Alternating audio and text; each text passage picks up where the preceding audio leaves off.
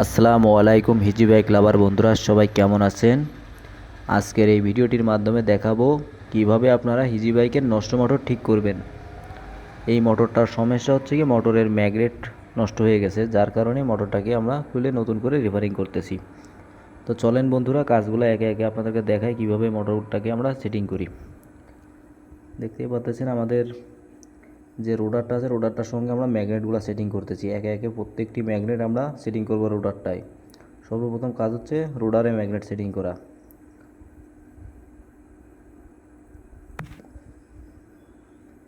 দেখতেই পাচ্ছেন সেটিংয়ের কাজ চলছে, টুকটুক বাড়ি চলছে। আর একটা জিনিস সবসময় লক্ষ্য রাখবেন যে ম্যাগনেটগুলো সেটিং করার সময় আপনার ম্যাগনেটের বাড়ির যে প্রেশার, আপনার যে প্রেশারটা যদি কম বেশি হয়ে যায় তাহলে কিন্তু ম্যাগনেটটা ভেঙে যাওয়ার সম্ভাবনা থাকবে।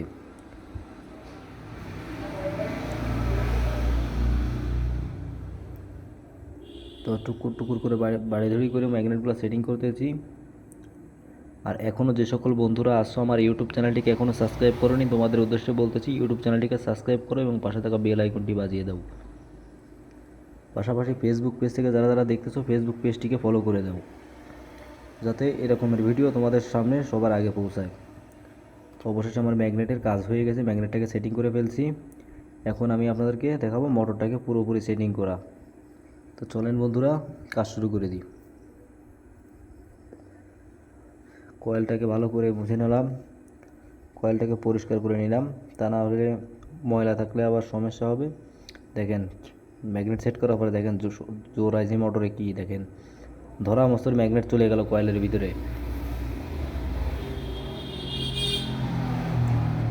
অনেকে আমার কাছে জিজ্ঞেস করেন আমার দোকান কোন জায়গায়। আমার দোকান হচ্ছে কি বাগেরহাট মুখাইট বাজার বিসমিল্লা অটো হাউস।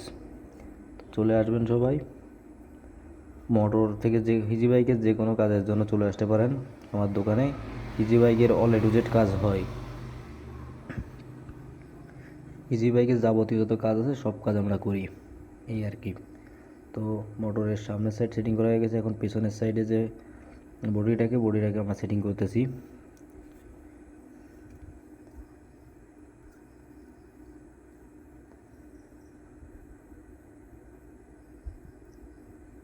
একে একে যে নাটগুলো আছে নাটগুলো আমরা সেটিং করতেছি।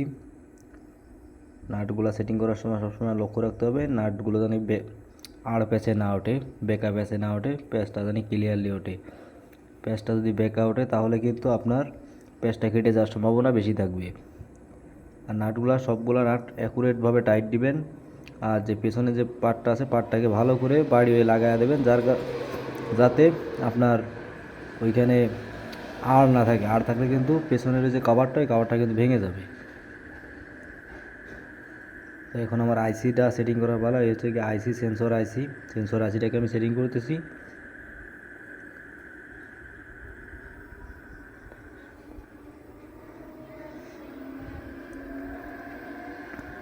সেন্সর আইসিটাকে সেটিং করার সময় লক্ষ্য রাখবেন আইসিটা যেন পয়েন্টে যায়। পয়েন্টে না গেলে কিন্তু আইসির কোনো কাজ হবে না। তো এখন আমার পেছনে যে কভারটা আছে কভারটা দিয়ে দিচ্ছি। একে একে প্রত্যেকটি কাজের দিকে লক্ষ্য রাখবেন, তাহলে কাজগুলো খুব সহজে আপনারা করতে পারবেন। এবার হচ্ছে গিয়ে মোটরের সামনের সাইডটা লাগানোর পালা। দেখতেই পাচ্ছেন পেনিয়াম সেটটাকে লাগাচ্ছি।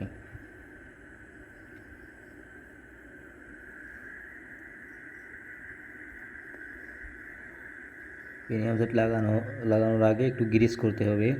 একটু গ্রিস দেওয়ার একটা লিমিট আছে। A1 যে গ্রিসটা আছে, পুরো গ্রিসটা মোটরে ব্যবহার করবেন না, অর্ধেক দিবেন আর অর্ধেক পরে দিবেন যদি কখনো লাগে। পুরো গ্রিসটা দিলে হয় কি মোটরটা অতিরিক্ত হিট হয়ে গেলে গ্রিসটা কয়েলে যাওয়ার সম্ভাবনা থাকে বেশি।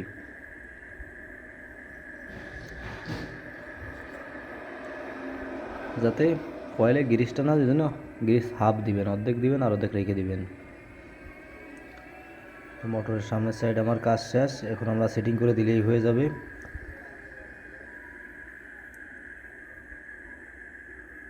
দেখেন বন্ধুরা গিরিজটা খুবই আঠা গিরিজ, অতিরিক্ত আঠা গিরিজে।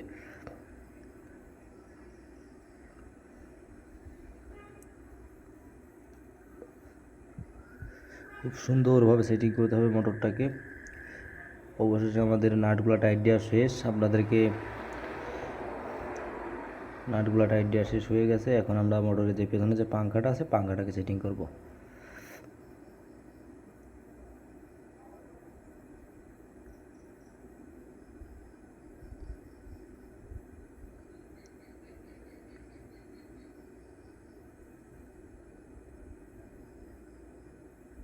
এখন আমরা পাংখাটাকে সেটিং করে দেবো। পাংখাটা সবসময় মোটরের পাংখাটা ভালো রাখার চেষ্টা করবেন। পাংখা ফাটা থাকলে পাংখাটাকে চেঞ্জ করে দিবেন, নতুন পাংখা দিবেন। পুরাতন পাংখা মোটরে রাখবেন না। তার কারণ হচ্ছে গিয়ে পুরাতন পাংখা রাখলে অনেক সময় পাংখা ফাটা থাকলে পুরো ফেটে যায়, ফেটে গেলে আর ওই পাংখায় বাতাস করতে পারে না, মোটর অতিরিক্ত হিট হয়। আমার পাংখা লাগানো শেষ। এবার আমরা পেছনে যে কাভারটা আছে কাভারটাকে লাগিয়ে দিচ্ছি। অবশেষে আমাদের কাভার লাগানো শেষ। তো বন্ধুরা, মোটরের কাজ শেষ। এবার মোটরটাকে চেক করার পালা। চলেন বন্ধুরা চেক করে দেখি। দেখেন কি সুন্দরভাবে ঘুরতেছে, দেখেন, দেখতেই পাচ্ছেন। দেখেন পাংখায় যে ঘুরতেছে, মোটরের সামনের সাইডটা দেখেন, এই যে ঘুরতেছে। তো অবশেষে আমাদের কাজটি শেষ। আপনাদের সবাইকে অনেক অনেক ধন্যবাদ আমাদের সাথে থাকার জন্য। সবাই ভালো থাকবেন, সুস্থ থাকবেন।